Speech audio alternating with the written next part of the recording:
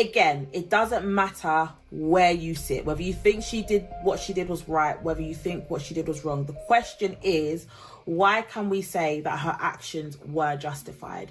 If you look at the evidence that was presented, the evidence demonstrated that there was a tremendous amount of leniency when it came to dealing with Klaus Gabrowski. 3 different instances demonstrated that where justice could have been served, essentially it wasn't. Some may argue that putting him in the treatment facility was essentially justice because they removed him from the public.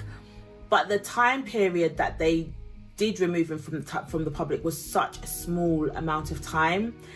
And then you could also argue that, did the chemical castration actually work? Because essentially it kind of feels like, yeah, he got chemically castrated. Did that just mean that he could no longer perform? He could no longer do the act that he wanted to do, hence why he got it reversed? Because let's be fair, him starting a family with his fiance kind of seems like a cop-out to, given the fact of what he did with Anna. Now, it was never proved whether he had actually assaulted Anna.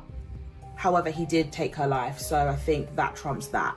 But given the past crimes that he had committed, you can see a lot of leniency, and you can see how the argument is that there wasn't really justice served. And there was always a possibility that he may have gotten away with the crime that he committed when it came to Anna, because the way they portrayed her, the way they portrayed Marianne, and the way they portrayed her upbringing, so them collectively, there is room for the argument that were they using those testimonies to prove that Anna was going to extort him, therefore he acted rashly, and that's what the sociopath does. They act on impulse. So he acted on impulse in order to protect himself. So were they going to agree at the end of his trial that actually his actions were not cruel and sadistic, they were more for self-preservation? When it comes to Marianne's actions, you can kind of see where the justification comes, because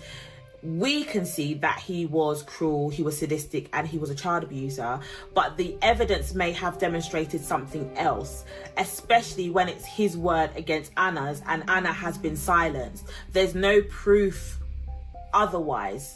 Do you understand? So in that sense, you can look at this and say Marianne was acting on that premise. Marianne was acting on the fact that she felt he was going to be released, or he would have gotten such a little amount of time that he would be out again and he would harm somebody else's children.